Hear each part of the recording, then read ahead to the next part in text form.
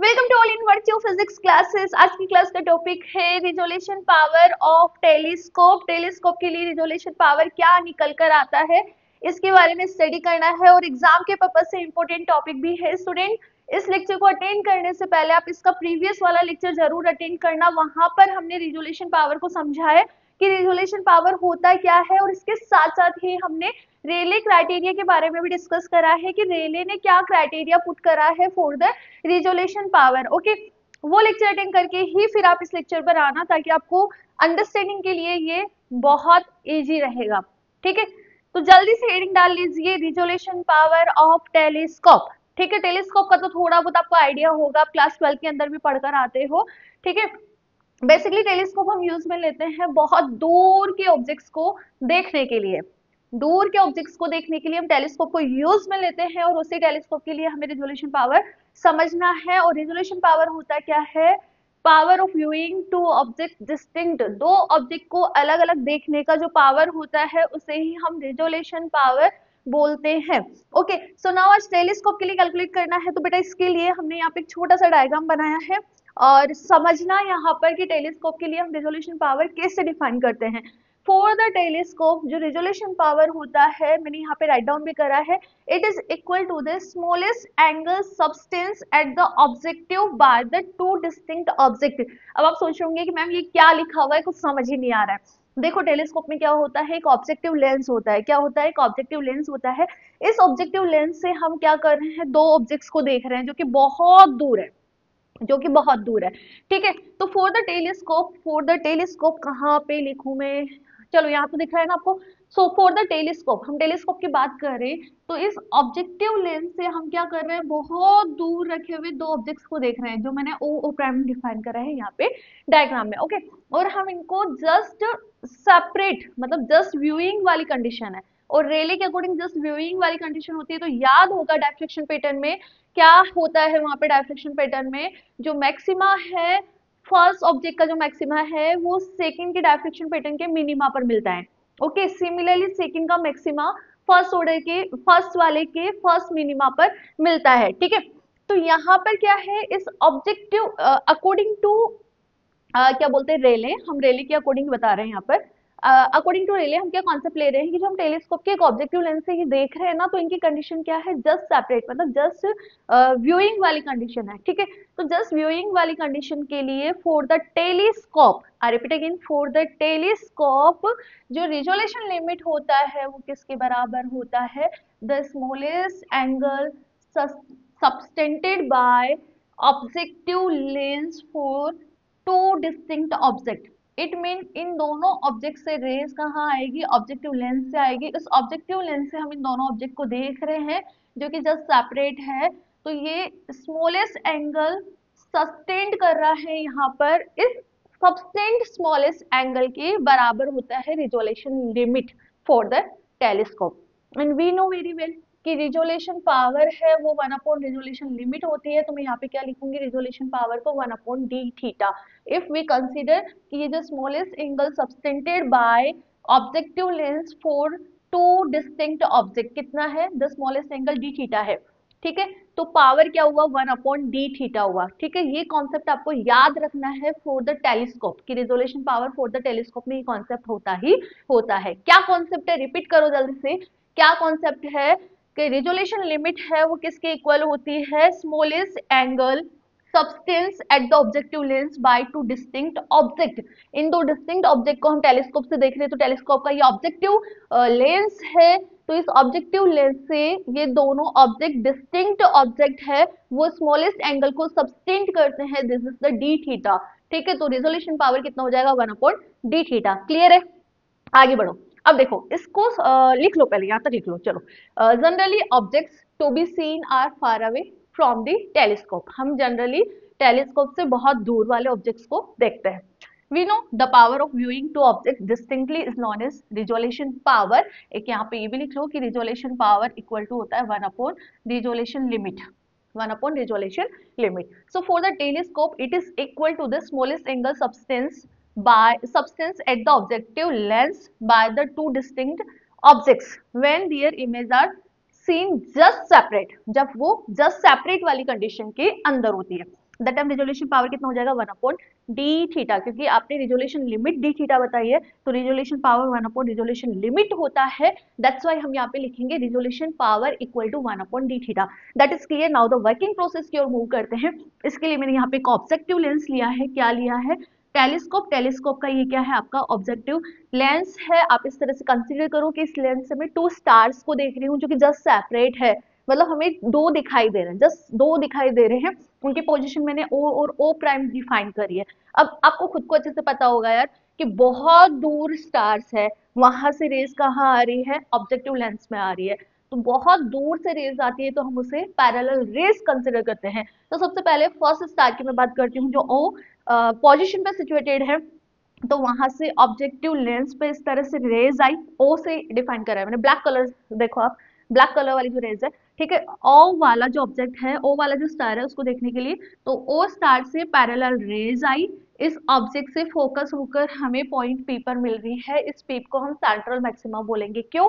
इसका रीजन आपको अच्छे से पता होगा, बिकॉज ये वाली जो रेज है वो इक्वल पार्ट ट्रेवल कर रही है, और इक्वल पार्ट ट्रेवल कर रही है तो path difference will be 0, that's why P पर हमें सेंट्रल मैक्सिमा मिल रहा है। चलो हमें ये तो पता लग गया कि इस ऑब्जेक्ट का डायफ्रेक्शन पैटर्न का सेंट्रल मैक्सिमा कहाँ आ रहा है? पी पॉइंट पर आ रहा है। तो हमने इसके लिए ब्लैक कलर से डायफ्रेक्शन पैटर्न भी ड्रॉ कर दिया। Okay, so now the second star जिसका मैंने पोजीशन कहाँ लिया है? ओ प्राइम पे लिया है। ओ प्राइम से पैरेलल रेज आएगी, ठीक है, इस लेंस से डायफ्रेक्ट होकर हमें पी प्राइम पॉइंट पर मिलती है। यदि हम इन दोनों को जस्ट सेपरेट देख पा रहे हैं तो दोनों का डायफ्रेक्शन पैटर्न किस तरह से मिलेगा? अकॉर्डिंग टू रेले क्राइटेरिया, जो फर्स्ट ऑब्जेक्ट का प्रिंसिपल मैक्सिमा है वो सेकेंड ऑब्जेक्ट के फर्स्ट मिनिमा पर मिलेगा, एंड वाइस वर्सा होता है।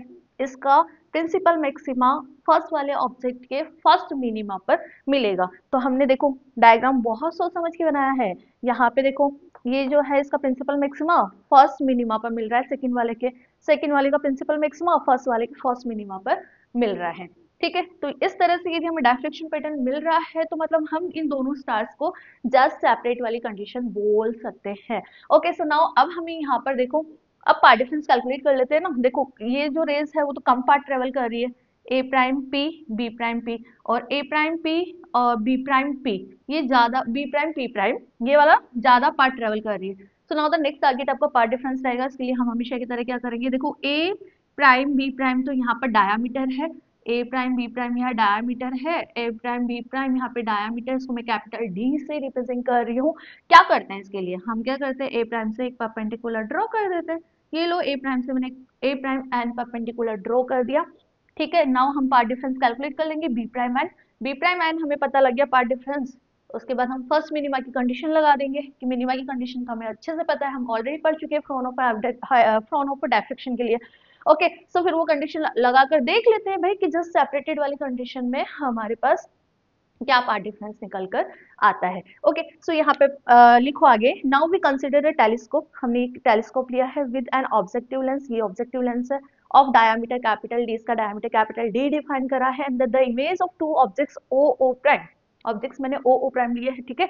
The image of the two objects O O prime which subtended an angle on the objective lens are seen in the telescope. यदि हम telescope से देखते हैं तो इन दोनों का बीच का सबटेंडेड एंगल जो मैंने अभी ऊपर भी बताया था, for the telescope the smallest subtended angle of objective lens for the two distinct object, ठीक है, वो कितना है? डी थीटा है। यहाँ पे लिख लो आप, O O prime with subtended angle on the objective lens are seen in a telescope. The wave reached 8 point P, travel equal distance, so they form a point P as an central maxima। दिखाई तो दे रहा है ना आपको? Central maxima, and the wave of the O prime object focus on P prime point. देखो नीचे का नहीं दिख रहा होगा, मैं ऊपर लिखा देती हूँ, लिखो आप। इसके बाद लिखो, यहाँ तक तो दिख रहा होगा ना कि हमें पी प्राइम, पी पर हमें सेंट्रल मैक्सिमा मिल रहा है, ठीक है। यहाँ से वापस लिखो, and the wave of O prime object focus on P prime point, on P prime point, ठीक है, P prime point, and according to Rayleigh, according to according to Rayleigh according to Rayleigh, the maxima the principal maxima of first object falls on the first minima of second object's diffraction pattern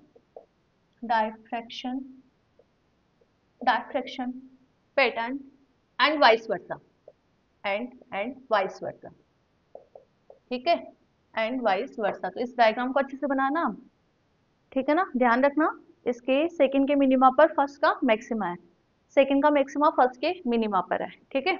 and this is the condition of just viewing की condition. So now we calculate the path difference, now we calculate path difference, ठीक है। तो उसके लिए क्या करें, for that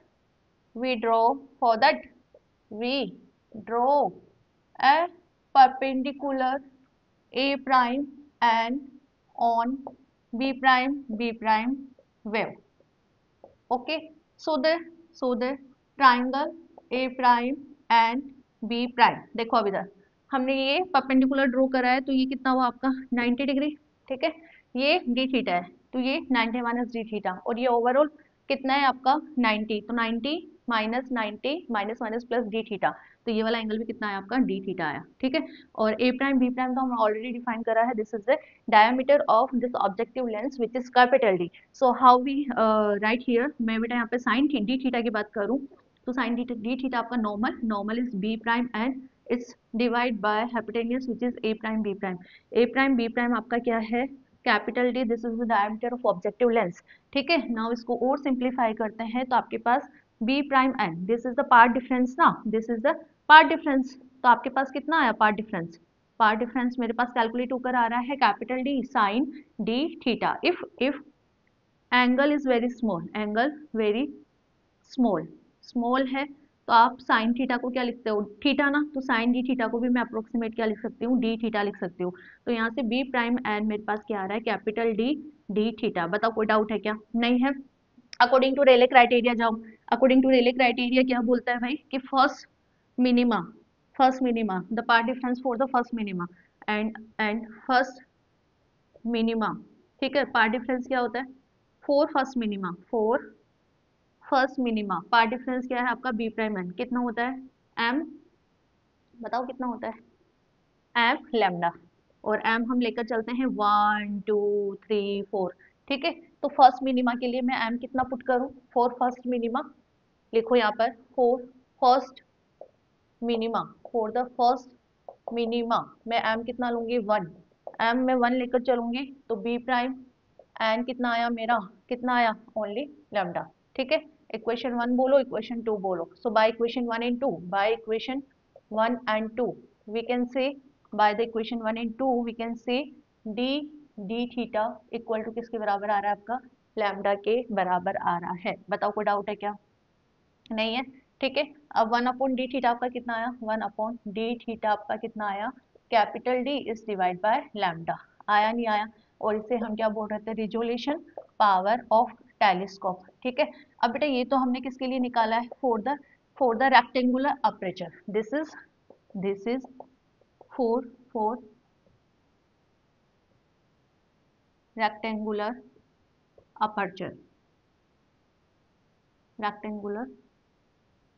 aperture, ठीक है। फॉर सर्कुलर, देखो फॉर सर्कुलर क्या होगा, for circular aperture resolution power 1 upon D theta आपका होता है 1.22 कैपिटल डी अपॉन लैम्डा, ठीक है।